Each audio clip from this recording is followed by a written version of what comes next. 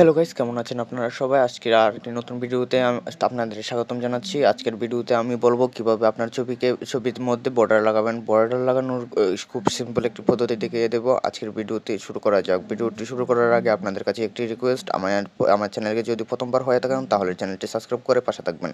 তাহলে শুরু করা যাক ভিডিওটি। সর্বপ্রথমে আপনাদের যেতে হবে পিক্সেল আর্টে গিয়ে প্লাস আইকনে ক্লিক করে সি অল একটি অপশন থাকবে, সেখানে ক্লিক করবেন।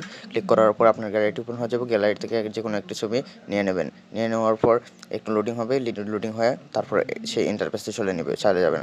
তারপর হচ্ছে একটু স্ক্রল করবেন। স্ক্রল করার পর দেখবেন একটি ফিট নামের একটি অপশন থাকবে, সেখানে ক্লিক করবেন।